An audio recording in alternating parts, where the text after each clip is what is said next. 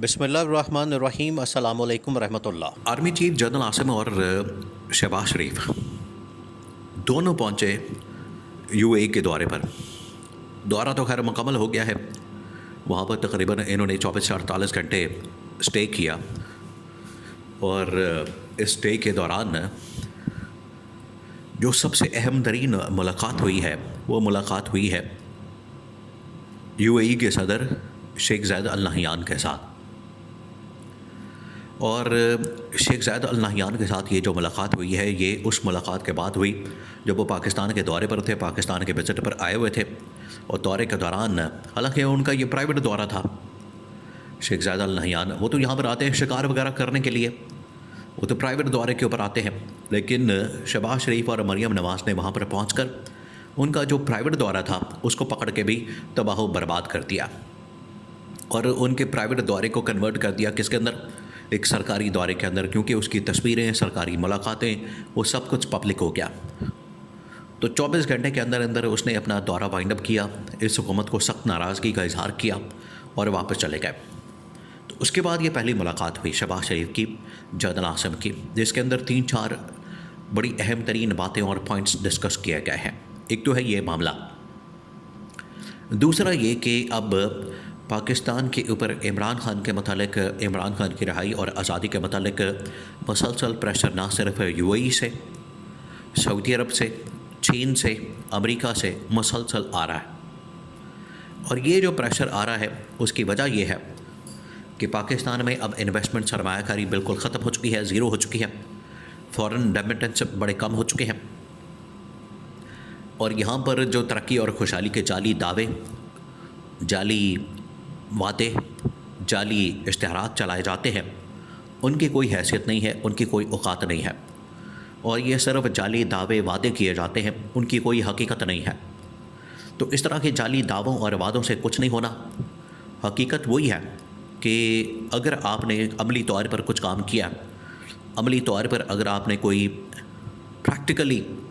पाकिस्तान को क्राइसिस और बहरान से निकालने के लिए, ख़ास तौर पर इकनॉमिक क्राइसिस और बहरान से निकालने के लिए कुछ करना है, तो उसके लिए आपको फिर प्रैक्टिकली कुछ करना पड़ेगा। उसके लिए आपको असल मैंडेट के साथ गवर्नमेंट बनानी पड़ेगी।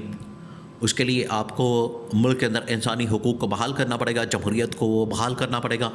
और मुल्क में इंसानी हकूक़ के साथ साथ जमहूरियत को, आइन और कानून की बालादस्ती को यकीनी बनाना होगा। ये है वो इक़दाम। अब आ जाए ये जो यूएई के सदर शेख ज़ायद अल नहयान ने पाकिस्तान को 3-4 अहम तरीन पॉइंट्स कन्वे किए, 3-4 अहम तरीन बातें जो इनको कन्वे की हैं, उसके अंदर ये बता दिया गया है कि अगर आप पाकिस्तान के हालात और वाक़यात को बदलना चाहते हैं और इन्वेस्टमेंट चाहते हैं, उन्होंने असल में वहाँ पर की है मलिक रियाज के मतलब भी बातचीत, और इसके अंदर की गई है साथ में जो इन्वेस्टमेंट है उसके ऊपर बातचीत, और साथ में इमरान खान की रिहाई और आज़ादी के मतलब बात की गई है। तो उसमें जनरल आसिम को ख़ास तौर पर यह पैगाम दिया गया और जनरल आसिम को कहा गया है कि ये जो पॉलिटिकल विक्टिमाइजेशन जिसका ज़िम्मेदारी आपकी तरफ आ रही है और आपकी तरफ सारा मलबा आता है, आपको पॉइंट आउट किया जाता है, गवर्नमेंट भी आपके ऊपर डाल देती है। देखिए, इमरान खान ने तो इस्टेब्लिशमेंट के साथ बातचीत करने के लिए, मुज़ाकरात करने के लिए अब बाकायदा ख़त लिखे हैं और उसके अंदर बार बार इनको बावर करवाया है, इस चीज़ की यकीन दहानी करवाई है कि इमरान खान इनके साथ बातचीत करने के लिए तैयार है, इमरान खान इनके साथ बैठने को तैयार है। इमरान खान के साथ अगर आप बैठ जाएंगे तो इमरान खान कोई ना कोई रास्ता निकाल लेगा, कोई ना कोई रास्ता निकल आएगा, वे फॉरवर्ड निकल आएगा, जहाँ से पाकिस्तान की स्टेबिलिटी, पाकिस्तान का इस्तेहकाम भी निकल आएगा। तो इमरान खान तो बार बार इस चीज़ को हाईलाइट कर रहा है, इमरान खान बार बार ख़त लिख रहा है और इमरान खान इस चीज़ को बयान कर रहा है। और जब इमरान खान की जानिब से ये ख़त लिखा जाता है तो ये सिर्फ़ ख़त पाकिस्तान के हद तक महदूद नहीं रहता। जब इस तरह का ख़त लिखा जाता है तो वो एक आलमी सतह के ऊपर चला जाता है और इंटरनेशनल मीडिया भी उसको कवर करता है। इंटरनेशनल लेवल का मीडिया जब उसको कवर करता है, इंटरनेशनल ताकतों तक पहुंचता है, तब पता चलता है कि इमरान खान ने पाकिस्तान के इस्टेब्लिशमेंट के साथ मामलात को हल करने के लिए क्या क्या काविशें की हैं और इमरान खान ने कितनी संजीदगी के साथ, नीयत के साथ, खुलूस के साथ, इस्टेब्लिशमेंट के साथ बातचीत करने के लिए, रास्ता निकालने के लिए कितनी ऑफ़र्स दी हैं, लेकिन उसके बावजूद इमरान खान के साथ बात नहीं की जाती। तो इस चीज़ का शिकवा जो है शेख सैयद अल नहयान ने जनरल आसिम के सामने रखा कि अगर एक शख्स आपके साथ 1.5-2 साल मुसीबतें झेलने के बावजूद, कैदोबंद की सोबतें काटने के बावजूद, पॉलिटिकल विक्टिमाइजेशन का सामना करने के बावजूद आपके साथ वो बात करने के लिए तैयार है, आपके साथ बैठने को तैयार है, आपके साथ डील करने को तैयार है, तो आप उसके साथ बैठें, बात करें। इस तरह से तो नहीं हो सकता कि आप उसको दीवार से लगा के रखें, उसका मैंडेट भी चोरी कर लें और उसकी सीटें भी चोरी कर लें, उसके बंदे भी तोड़ दें, उसकी पार्टी को तोड़ दें, क्रैकडाउन करें, वर्कर सपोर्टर्स के ऊपर आप उसका तशद्दुद करें। तो इस तरह से तो नहीं हो सकता। ये बड़ा क्लियर मैसेज जो है वो शेख सैयद अल नहयान की जानिब से पाकिस्तान के इस्टेब्लिशमेंट के सरबरा आर्मी चीफ जनरल आसिम को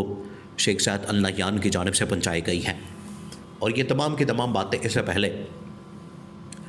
आज तो देखें यूएई ये बात कर रहा है, इससे पहले चीन की जानिब से, अमेरिका की जानिब से, कनाडा की जानिब से, बरतानिया की जानिब से ये बातें की गई हैं और उन्होंने इस चीज़ को रियलाइज़ करवाया है और उन्होंने ये बार बार इनको कहा है कि पाकिस्तान की बेहतरी के लिए सोचें। और ये जो इस वक्त दौरा है, ये एक बार फिर से यूएई और अरब ममालिक के जितने न्यूज़पेपर हैं उसमें ये हेडलाइंस बन चुका है, हेडलाइन के तौर पर, बाकायदा तौर पर आया है और उसके अंदर ये तमाम के तमाम नुकात बयान कर दिए गए हैं, बता दिए गए हैं। फ्रंट पेज के ऊपर, बड़े बड़े अखबारात के फ्रंट पेज के ऊपर जनरल आसिम की शेख सैयद अल नहयान के साथ मुलाकात और उसके साथ ही जो इमरान खान के मुतल्लिक पैगाम है वो भी ऊपर हेडलाइन के अंदर छाप दिया गया, पब्लिश कर दिया गया। तो पाकिस्तान को तो बार बार समझाया जा रहा है, लेकिन अगर ये इस बात के ऊपर बज़िद है, अड़े है और ख़ास तौर पर यह हुकूमत ढटाईपन का मुजाहरा कर रही है, ढीठ हो चुकी है और किसी सूरत भी पाकिस्तान की तरक्की और खुशहाली का इनके दिल में कोई एहसास नहीं है, तो ये इनके लिए नुकसानदेह होगा।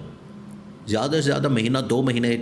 4 महीने, 6 महीने, आज IMF भी इनसे डिमांड कर रहा है इमरान खान की रिहाई और आज़ादी और इनसे इमरान खान से मुलाकात की ख्वाहिश का इजहार कर रहा है। तो कितनी देर ये छुपा लेंगे?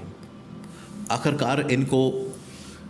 आलमी ताकतों की बात को मानना पड़ेगा।